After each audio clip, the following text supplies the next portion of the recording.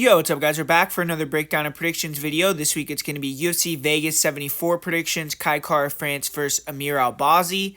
And just before we get started, I already do have 9 bets on this card. So if you want access to my bets this week, once again, I am going to be doing a free trial promotion. This is going to be the final week that I'm going to be doing the free trial for a while. So if you want to get in, check it out, win some money, and maybe stick around next week for the pay-per-view and things like that, then definitely go over there, patreon.com/MMAPredictionGuru. You'll get access to, if you want to, you could choose whatever plan you want. But if you choose the all access plan, you'll be able to get access to all the bets for every promotion that I do this week, which there are quite a few shows going on this week, and I'm going to start putting breakdowns and bets on the Patreon shortly. And I already have the 9 bets for UFC Vegas 74. So besides that, guys, let's get some interaction on this video, some likes, some comments, and let's get into this first fight here with Felipe Lins and Maxime Grishin. This is an interesting fight. Two guys that are kind of on the fringe of the top 15 at light heavyweight and have been up and down a little bit in the UFC. Felipe Lins, he's been undefeated since coming down to light heavyweight. He had some struggles at heavyweight in the UFC, but came down and has looked pretty good at 205.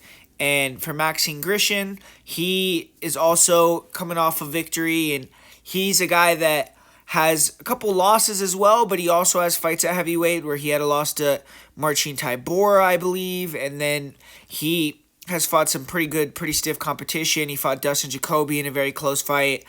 But the way I see this fight going down is predominantly I think it's going to be more of a striking fight. You see Felipe Lins at light heavyweight, he's relied a lot more on his grappling, and he's been using his cardio and pressuring, but I feel like his striking is not on the same level of Maxime Grishin. Even though he got that very quick knockout over OSP, I don't know how much you could really gauge into that. It was a sub 1 minute knockout over a guy that's aging a little bit, so it's hard for me to put a lot of stock into that, but I do think Lins is a little bit defensively irresponsible, and Grishin is just very technical. He's a guy that's sharp. He isn't really the heaviest puncher. He isn't a guy that has a big killer instinct, so he doesn't get a lot of finishes in fights, but he's able to win on points, and he has real sharp striking, and I just feel like Grishin is going to be a little more active, a little bit sharper on the feet, and I think he's going to have the ability to keep the same stuff for 3 rounds a little bit better. Even though Lins, I think, has good cardio, sometimes he can get a little sloppy and start to push himself a little bit more than he needs to, or do a little bit too much, and I think Grishin's going to stay within himself, show his veteran savvy, and be able to get the job done here by decision. So I think this is going to be a little bit longer fight. I think that a lot of Grishin's fights play out slow-paced, and I think that this is going to be a little bit similar. I think he's going to be able to control Felipe Lins and make it more his style of fight, and I see him getting the win by decision here. In this next fight, we got a matchup between two fighters who have yet to get a win in UFC, but they've still been impressive. You know, they've had to face real tough competition. When you look at Blackshear, he debuted against Youssef Zalal. He had that draw, then had to go in there, fight Farid Basharat, and we know how the Basharat bros are getting down in the UFC right now, and he took a loss now, but it was a fairly competitive decision. And Luan Lacerda, he debuted against Cody Stamann and lost a pretty close decision. I actually thought that he won the fight, but I might have been a little biased. I did have a bet on Lacerda, but this is an important fight for both. You know, Blackshear, he has to avoid being winless in 3 appearances, but Lacerda going 0-2 is never a good look in the UFC either. So it's a fight between two guys that I think are very capable fighters, but UFC 135-pound division is just a shark tank, man, and they've decided to put these guys through the ringers in their early UFC fights. So the winner of this fight, I think, is going to be able to maybe go on a streak if they start to give him an appropriate matchup, or maybe they'll always just use him as a tester. But I think that they're both UFC level with the right opponents. But the way I see this fight going down here, I think on the feet, Lacerda is just going to be the more aggressive fighter. He's going to pressure and put Blackshear on the back foot.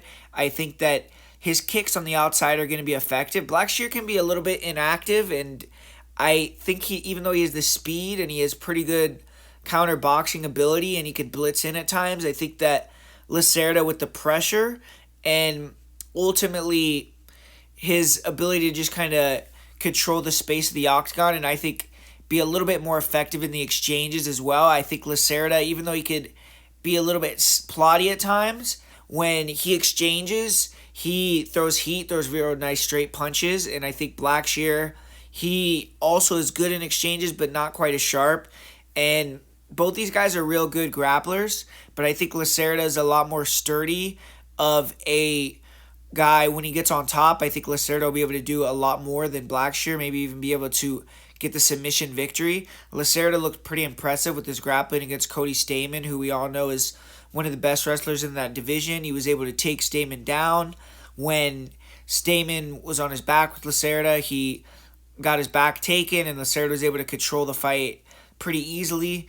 And Lacerda's the real deal. I feel like the guy has good cardio, good grappling, and his striking is good for what it is. He's able to pressure you, use his kicks, stay long, and then eventually back you up and try to take you down. I think he needs to show a little bit more urgency trying to wrestle in this fight than he did against Stamann. He needs to try to back Blackshear up a little bit faster and get in on that double, because I think if he trusts his wrestling a little bit more, he'll be able to get takedowns, because I do think that his wrestling is better than he gives it credit for at times, and he needs to just trust in it a little bit more. But Blackshear, he's never an easy test, because the guy is also a real good wrestler himself, even though I think trying to wrestle with Lacerda is going to be a mistake, and that could be his downfall, because I just feel like Blackshear at times, he feels uncomfortable on the feet, so he shoots, and if he shoots a bad takedown, he could end up giving his back or getting in a front headlock position. He could end up just kind of getting himself tired and then getting controlled. So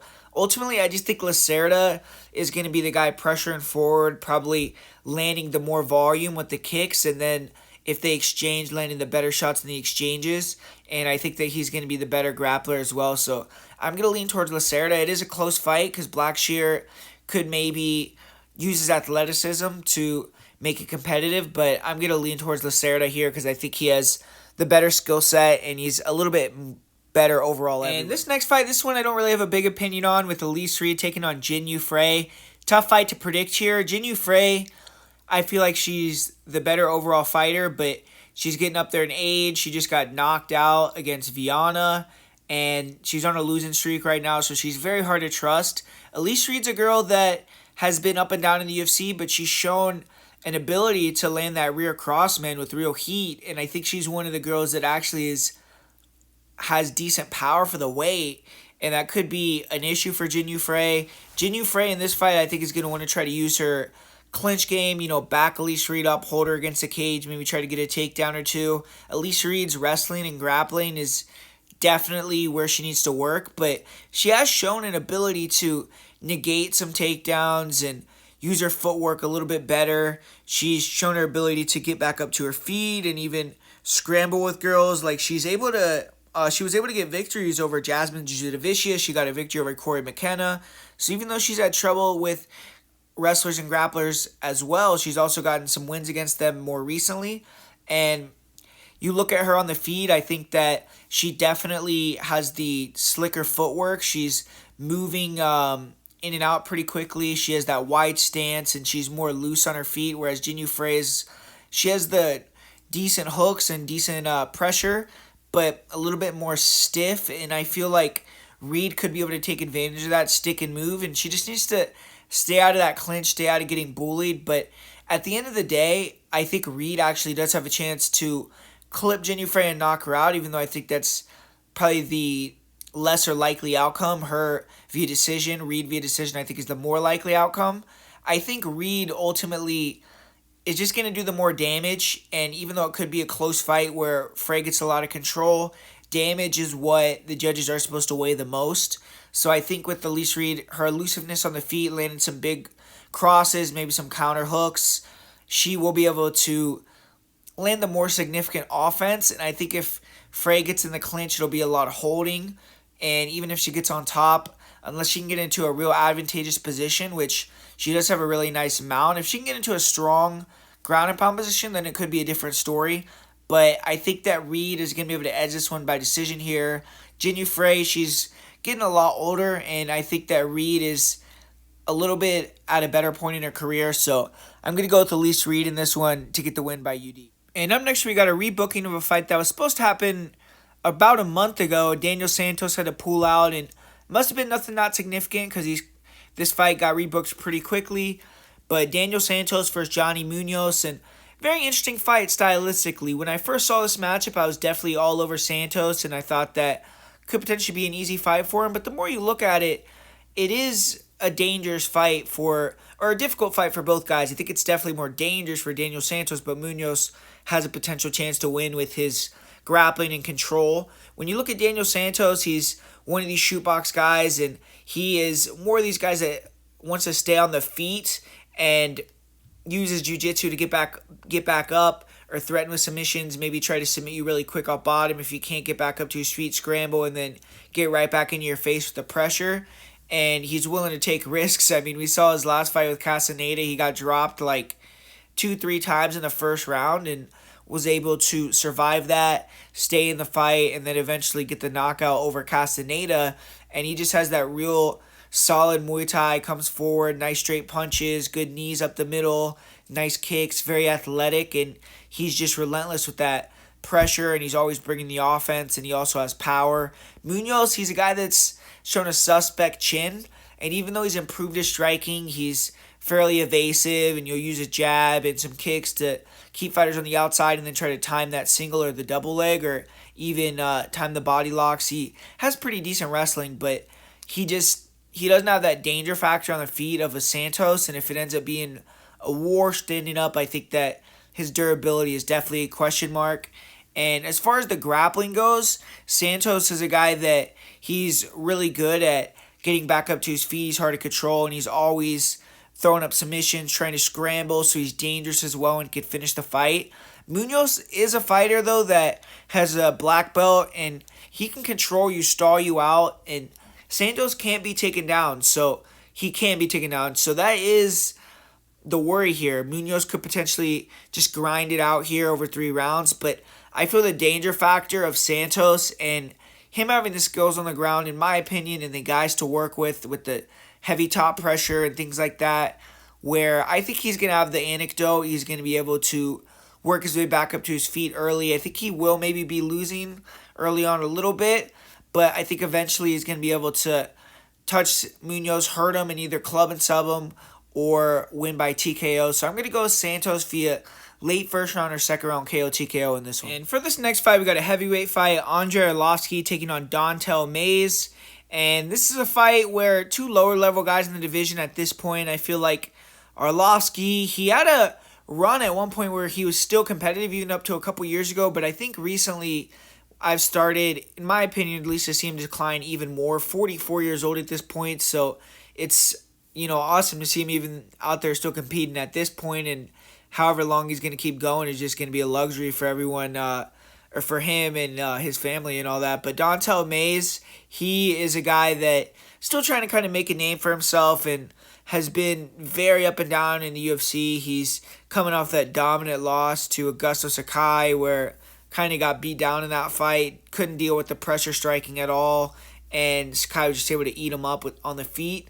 And as far as the striking goes in this one, I do think Arlovski overall is still the better striker, even though he's gotten a lot slower. He still has a lot more technical striking, a lot better stand-up, and Don'Tale Mayes relies a lot on athleticism. He's moving around a lot, and then he's darting in, and there's a possibility with Arlovski's susceptibility early to getting clipped, and Mayes being an athletic heavyweight, being a big, long heavyweight, maybe he can land something really clean on Arlovski and put him out early. But I think once these guys get into the fight, for Don'Tale Mayes, the game plan for him to win this fight is to pressure and use the grappling, man. That's one thing that I have been impressed with Don'Tale Mayes. I'm not saying the guy is turned into a D1 wrestler or the best grappler in the world, but he's improved his wrestling and cardio pretty significantly, and we've seen him use that in fights with Parisian and even in other fights as well. And I think against Arlovski, he can use his athleticism to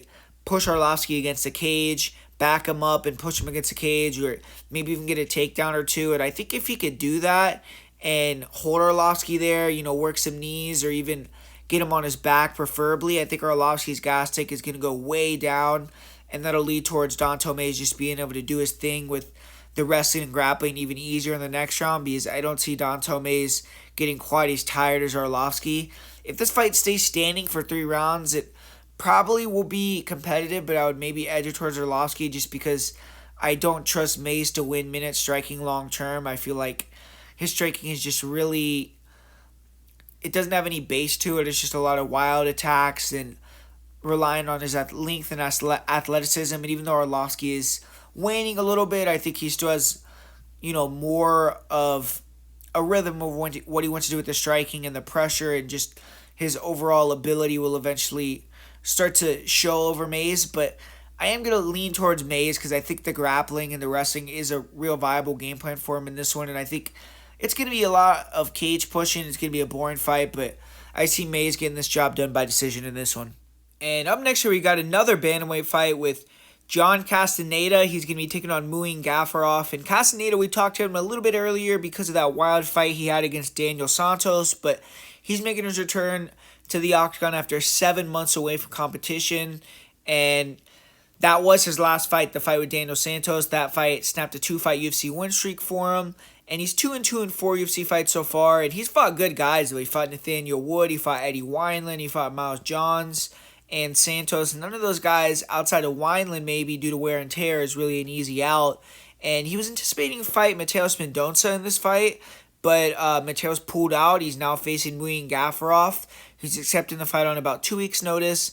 And Gafurov is a totally different style matchup, so hopefully Castañeda can adjust, and Gafurov is also ready, so it'll be a fun fight. But Gafurov, he's making his UFC debut. He already has gotten a lot of experience outside the UFC. He's fought for one championship a lot of times. He fought for ACB, UAE Warriors. He even fought for LFA. And even competed on the Contender Series as well. He lost split decision on the Contender Series to Chad and Helliger. But in his last 5 years, he's only lost twice. He lost to Lineker and Helliger. And he's a well-rounded guy, Muin Gafurov. The best weapon that he has is his double leg. He's explosive. He has a fast shot. He's aggressive on top. He has good guillotines, good back takes, but definitely is sloppy at times. He's submission over position, and his top control isn't elite. He has the wrestling to get it to the ground over and over, and also the doggedness and cardio, but sometimes he can run himself ragged a little bit and get a little bit sloppy, and he can't afford to do that against Castañeda, who is going to be a disciplined guy out there. But Gafurov, I think his striking has improved quite a bit. His striking is decent. He is a good kicker. Early in fights, he throws a lot of kicks, spin kicks, and he is very explosive. He can close distance really fast with his blitz hand combinations, and he has big power in his overhands, puts people out. And in the first round especially, he's very dangerous and explosive in the striking. So John Castañeda has to be very careful and very aware of that. But Gafurov is a little bit hittable. We have seen him, run into shots, especially on the inside. He could get a little bit reckless shooting, and we saw Chad and Helliger drop him with the knee, so that's something that I would be looking for if I was Castañeda. But Gafurov is a super tough guy. He went the distance against John Lineker. He took a lot of big shots in that one. He got dropped, like I just said, against Ann Helliger, and was able to rally back and arguably win that fight. And for John Castañeda, I think it's going to take a lot for him to get him out of there. So this is a hard fight for Castañeda. When you look at John Castañeda's style, he's a real slick guy. He has nice movement, and he's able to control distance very effectively. I mean, the guy pressures well. He uses his kicks to draw out shots from his opponents, good feints, and then he'll land the nice right hook, or he'll also try to land the pull too, the straight left hand. And he's good at getting fighters to move backwards with the lead hook and then flurry in with the combination and kind of offbeat rhythm with the striking at times. And he has a good high kick with the switch kick in close range. So for Gafurov, he just has to avoid the tricky attacks Castañeda. And Castañeda does have power, so he just needs to be aware, especially early in the fight when Castañeda is at his sharpest and slickest, that he can't just run in there and get clipped with a shot and expect to take it easily. And Castañeda did struggle a lot with low kicks against Nathaniel Wood. So if I was Gafurov, maybe I would look to implement a lot of leg kicks in this one, which he does have the capability to do. And Castañeda also likes to grind guys and try to take him down or hold him against a cage, and he has a good double leg. But I feel like he doesn't have the cardio to really wrestle for 15 or 25 minutes at times. He can get worn down, especially if you're pressuring him like I expect Gafurov to be doing. We saw after he couldn't get Daniel Santos out of there early, he gassed out and ended up getting finished himself. And I feel like Gafurov is going to bring that up-down style, like a Marab type of style, even though I don't think his wrestling is elite for the UFC. I think it's good enough in this matchup to hit some takedowns for sure, and I think he will eventually open up his overhands, and I see him getting John Castañeda out of there by knockout, actually. So I'm going to pick Gafurov here. I know he's on short notice, but I'm going to pick him to win here via second round KO TKO. And up next, we got another short notice fight, Jinh Mullarkey. He was supposed to have a real tough fight where he was a big underdog against Guram Kudaladzhi, but now he's going to be taking on Muhammadjon Naimov, who's going to be making his UFC debut, and Jinh Mullarkey is now the favorite in this fight.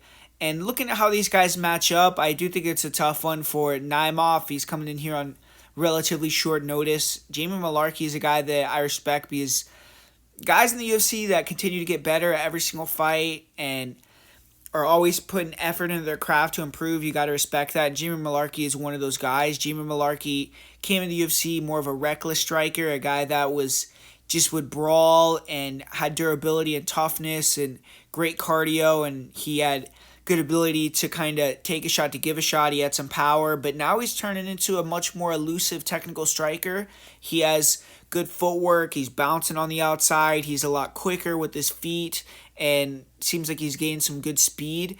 And he has an ability to kick you from the outside, touch you, and not be as reckless, use his jabs, and kind of pull you into his counters, and be a lot more an effective striker without taking the damage that he used to have to do to be effective.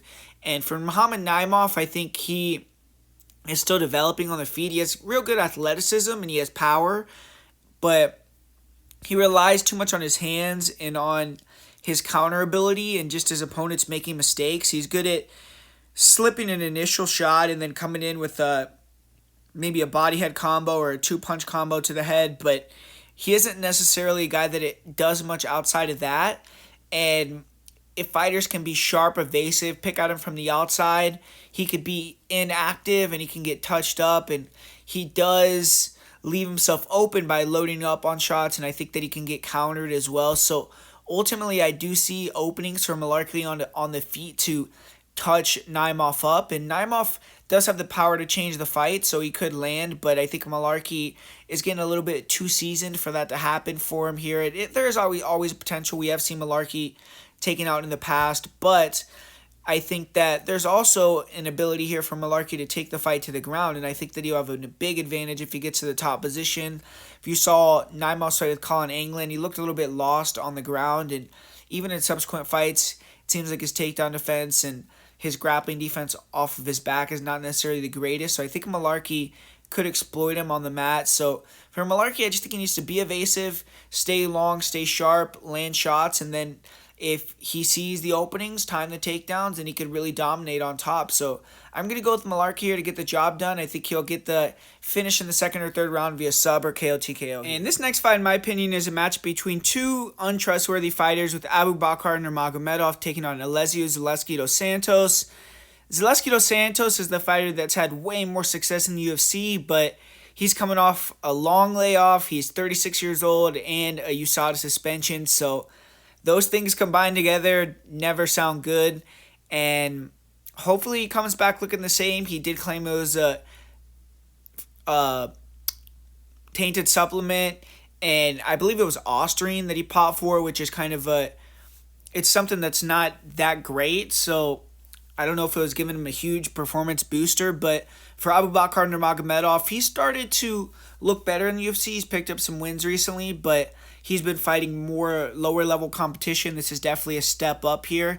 And if Zaleski looks the same, it's going to be a very good win, an impressive win if Nurmagomedov is able to get it. But when you look at how these guys match up on the feet, Abubakar, I do respect his jab. He has a real slick jab, nice jab, good timing with it. It's sharp, and he could land that pull too as well. And it seems like he has some power in his hands, but he's a little bit too stiff and plotty for me. He's heavy on that lead leg. He's hittable, and Zaleski's a guy that is down to take a shot to give a shot. Very dynamic. He's a really good brawler. Nice kicks. Explosive with the punch combinations with knees. And I just think he'll be a little bit too much for Abubakar Nurmagomedov. I think he'll eventually be able to find his chin and either knock him out or club and sub him. And as far as the wrestling and grappling goes, we haven't seen too many grapplers go against Dos Santos. But when you have seen Zaleski fight grapplers, he's shown that his black belt is legitimate, man. I mean, he's able to attack leg locks. He's able to attack submissions off his back to get right back up to his feet.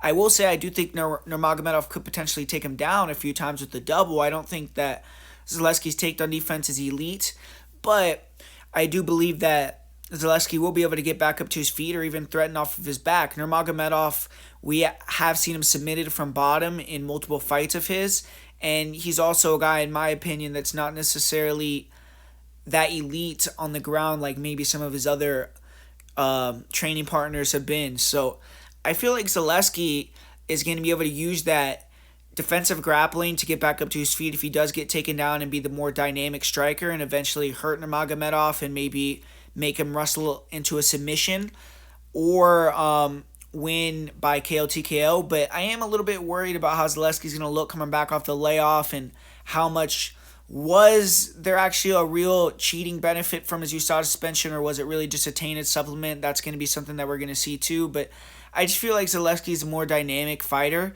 and I'm going to edge him to get the win here over Nurmagomedov. And this next fight, this is a cool fight because I am a fan of Karine Silva. She goes out there, she goes for it. She's a finisher in the women's division, and she's taking on someone that won the Invicta title in her last fight in Ketlen Souza. So coming here primed off some championship experience. And it's a interesting style clash on the feet. I think Souza may have a slight edge in the stand-up. She has kind of a weird boxing style, and she can be pretty evasive and land some good counters, and she's kind of an awkward fighter to deal with on the feet. Silva, she has good 1-2s, and she does have the potential to clip Souza. Souza does leave herself susceptible to getting hit at times, and Silva's just a little bit lower volume, though, and she's not necessarily someone that's going to be, I don't think, matching the combination punching that Souza's going to show, but Souza's kind of one-dimensional. She's improved her takedown defense, but I think Silva's double is going to be effective in the very least, even if she can't get her down early, holding her against the cage and then eventually establishing the takedowns, because Souza also gets tired. And Karine Silva is someone that gets a lot of early finishes and has gotten submitted a couple times early herself, so she doesn't have a lot of experience in longer fights, but I think she's going to have the cardio here, better cardio than Souza, because she's just going to be the more adept girl, the more girl that's used to grappling. So I feel like Silva is going to be able to mix it up a little bit better and edge the fight off being able to control a little bit more, get the better of some grappling exchanges, maybe even find the submission. Souza, I believe, has really worked on her takedown defense against the cage in her submission game, so that's why I could see a lot of holding against the cage too.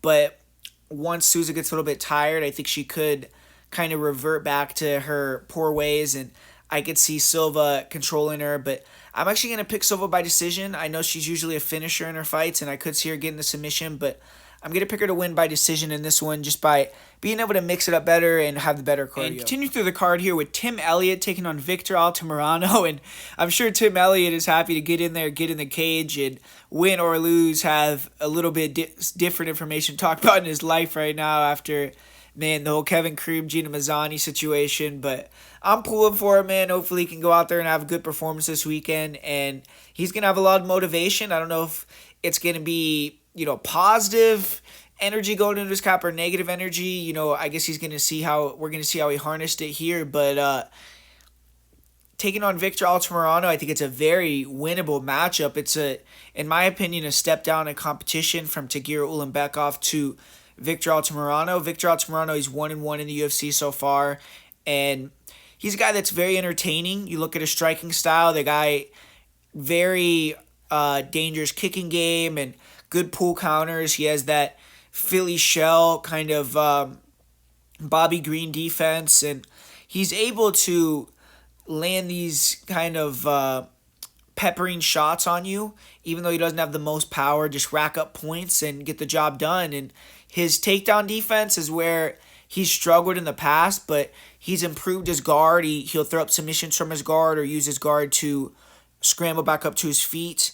And he also has improved his offensive wrestling ability, which he uses more to kind of mix things up and not really hold guys down, but wear on their gas tanks. And Altamirano, his cardio is good. He could push a high pace, but we saw in his last fight, he did start to get fatigued, and he was shooting really ill-advised takedowns. And against Tim Elliott, that's definitely not going to get the job done. But stylistically against Salvador, that was actually a smart game plan. So you could credit fight IQ for Altamirano in that sense. And as far as the stand-up goes, Altamirano probably is a little bit slicker, and he's definitely more diverse.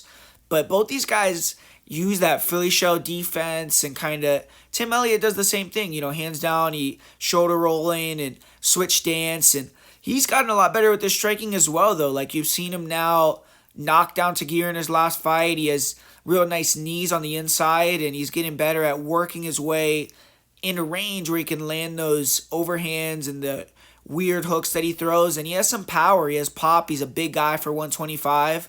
So Elliott also has the ability to feint the level change to open up his striking too. So he's just a weird, awkward striker to deal with. And then he is one of the best wrestlers in the weight class. He can get you down. He can hold you down. He could take you down 10 times in a fight when he's on point. And in this fight, I think Tim Elliott is definitely going to come in shape. I mean, I feel like with everything that's going on in his life, he's going to be, probably devoting himself all to this, I feel like. But the issue of that is, in my opinion, or something that I could see happening, is if he puts a lot into it, goes out there and wants to try to get like an early finish, maybe he could wear himself out like the Royval fight and end up getting, taken out or beaten by Altamirano down the stretch. But I think Tim Elliott is significantly better than this guy overall in terms of his ability to mix it up, and I think he could hit the takedowns and out-wrestle Altamirano. I think that once he gets a couple of takedowns, he can even start to land some pretty good strikes, and I think Elliott could run away with the decision here. So I'm going with Tim Elliott in this one. I'm going with the old guard, with the veteran, and I just think that his wrestling is too much here for Altamirano. Ultimately, I think that's what it's going to be, and I think he's going to be able to out-grapple him on the ground. And I also feel like his striking is going to be competitive with Altamirano. And I see Tim Elliott getting the job done. And we got a short notice fight that's came together here. Jim Miller taking on Jared Gordon. Really interesting matchup. Two guys that had good performances in their last fights that kind of ended badly. Jim Miller, he had a really good first round against Hernandez, in my opinion. And then, like usual, he got tired. But late in the third, he had a chance to almost steal the fight. But after that fight, he had some significant eye injuries. And I believe he had to take some layoffs and have surgery or something like that, and came back pretty quick, or he attempted to. And this is still a little bit of a quick turnaround after that type of issue, in my opinion. And then obviously Jared Gordon went in there with Bobby Green, looked good in the fight, was probably winning during the first round, but got caught with that headbutt, got knocked out, and he's coming back 2 months after that KO. So that's another quick turnaround, and it's something that you have to be a little bit weary about. But I do believe that Jared Gordon is going to be very hungry, man, due to the circumstances of the Piblet fight, then that Bobby Green fight. Those two fights, maybe in his head, could have easily been victories and marquee victories. And now he's fighting a big name in Jim Miller, but not necessarily a name that's valued at the same level of a Bobby or a Paddy Pimblett in 2023 by the UFC. So it is a step down, even though name value-wise, it's still a very appealing matchup for Jared Gordon.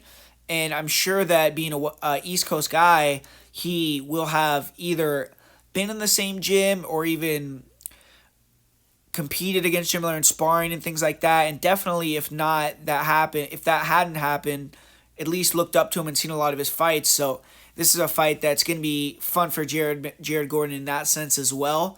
But when you look at how these guys match up, I think early in the first round, Miller is definitely going to have the chance to catch him, and that's Jim Miller's usual path to victory in all of his fights. The majority of his recent victories have been first-round finishes, and a lot of his fights, when they get out of the first round, he tends to lose. So Jared Gordon has to be very aware of that, and with Jim Miller, you know where you have to be aware of on the feet. He has that active kicking game with the southpaw look. He'll throw the real nice calf kicks. He has a nice head kick, body kick. He likes to use that check right hook, and that's a power strike for him. We saw him drop and finish Nicholas Motta with that, and he also has a nice left cross and overhand left, so you have to respect that. And Jim Miller sometimes can be sneaky. Like, he could close the distance with a nice two-punch combination, and he could be explosive and short bursts and kind of close distance faster than you would expect.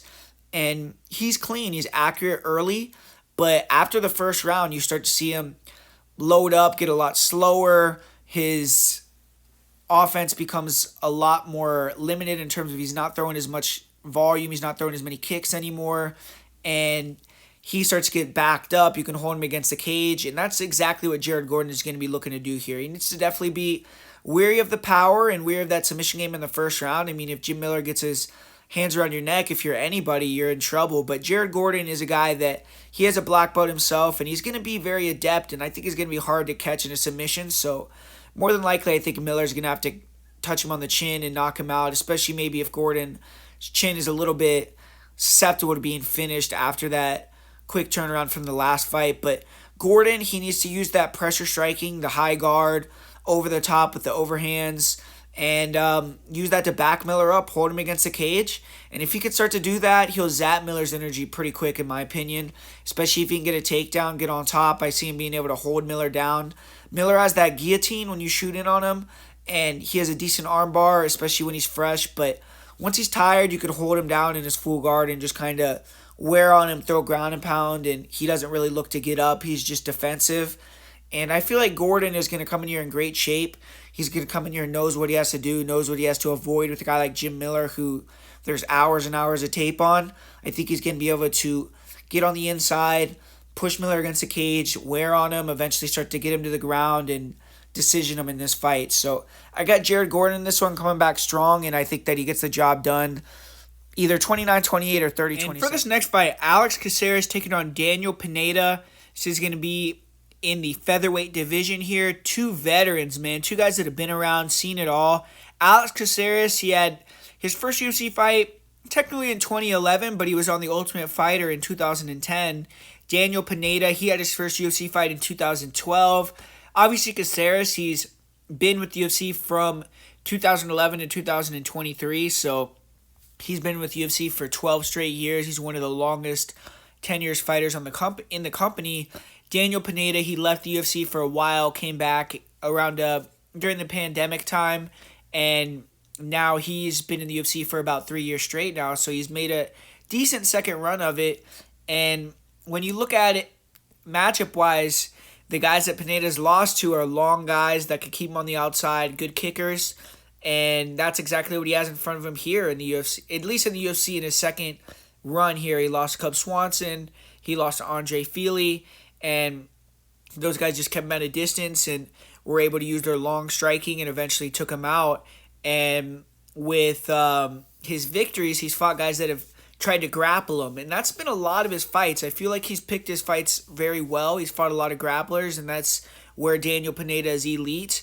And when guys try to grapple him, he can usually end up winning that battle, getting guys tired in the scrambles or eventually getting on top and either finding a submission. He has so many different submissions that he can go to, or getting the ground and pound finish. So Alex Caceres just needs to be smart and not play that grappling game. And I feel like with this fight, Daniel Pineda, he knows that he has to get the job done early, because he's been talking about this week. He said that it's going to be a quick finish for him, and he's going to go out there, kill or be killed, because he doesn't have the cardio, especially at this point in his career, to go out there and wrestle hard for 3 rounds, especially against a fighter like Caceres that's going to be moving a lot.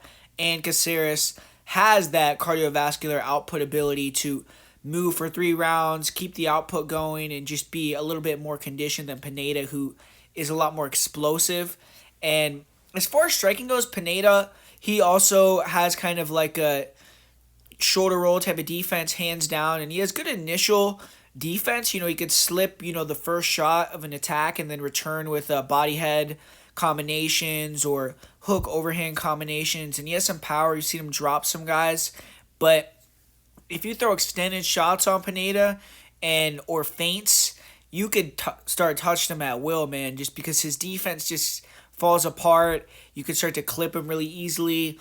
And Pineda is relying on fighters to either follow him to the ground, where he's a little bit slick and tricky, man. Like, he'll throw these spin kicks, things like that, where he'll fall down, guys will get on top of him, and then he can sweep and eventually get into an advantageous position.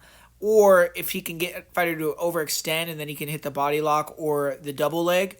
But Pineda isn't necessarily like an elite level wrestler, and Caceres has gotten a lot better with his takedown defense, especially against the cage. I think it's going to be difficult for Pineda to take down here.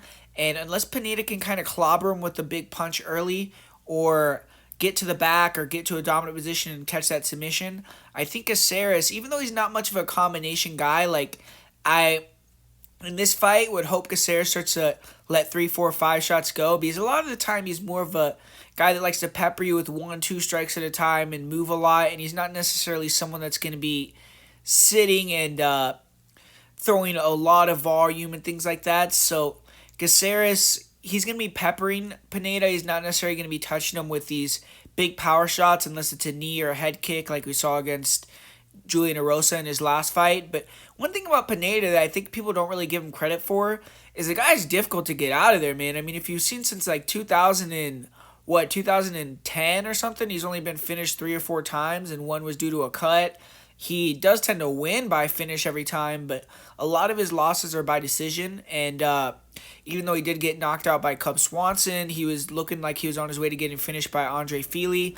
Those guys have real firepower that I don't necessarily think Caceres is going to bring. You know, I don't think Caceres is going to have that big firepower to KO him with punches or really hurt him with shots constantly. It's going to be more if Caceres can land one of those big knees, big head kicks, then potentially you could get him out of there. But I am leaning towards Caceres just because I think he's going to be more mobile. He's going to be moving around more. He's going to make it difficult for Pineda to touch him on the feet and to take him down, especially against the cage, I feel, especially with his length and his height.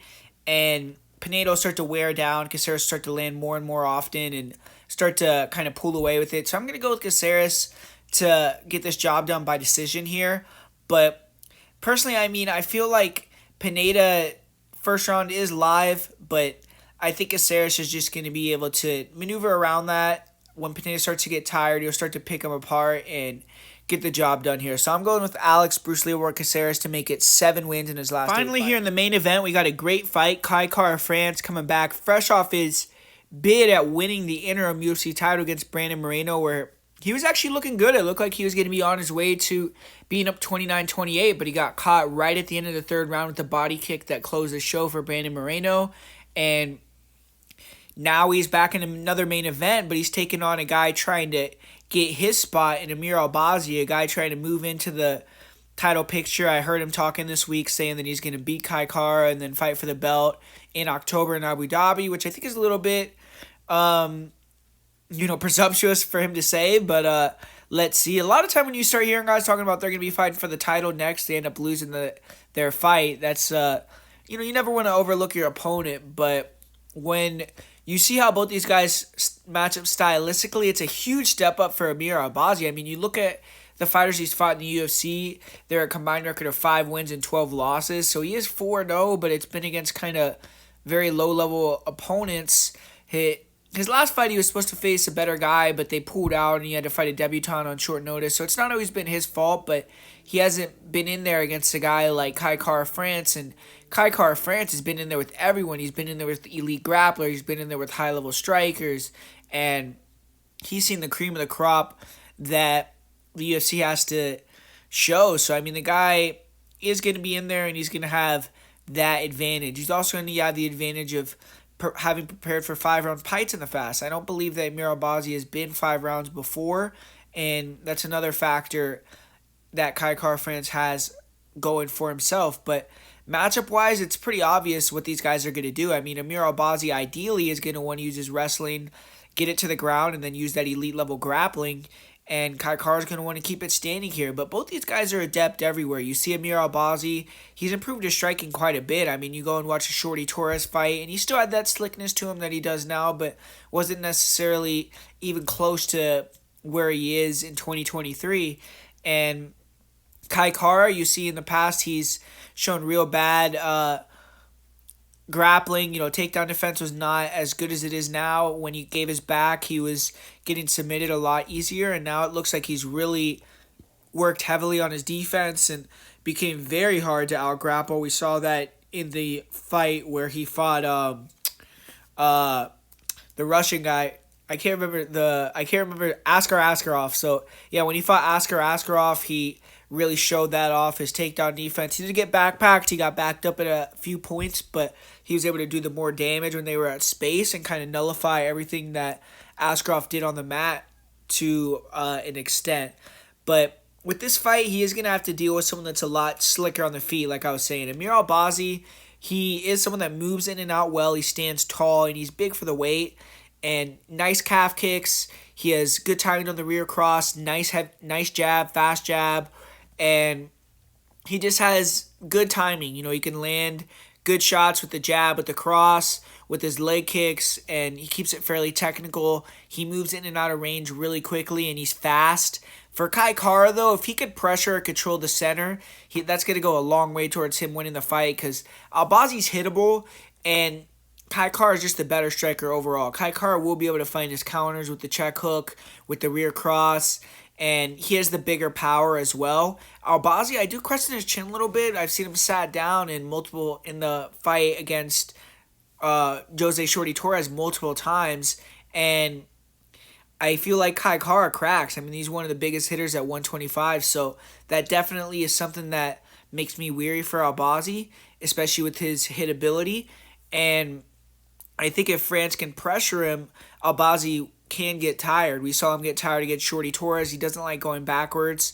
And Kai Kara needs to maintain that center, because when you look at Albazi in the center of the cage, he doesn't really shoot too much. He likes to shoot when he gets you against the fence. So if Kai Kara could keep this fight in the middle of the octagon or with him pushing Albazi backwards, it's going to be very hard for Albazi to get takedowns. Albazi's going to have to get Kai Kara against the fence to get him down. And if he can get Kai Kara down, I do think he's one of the slicker guys that Kai Kara has dealt with. He has real fast back takes, and he's someone that could really dominate and eventually get the finish on the ground if he has enough time.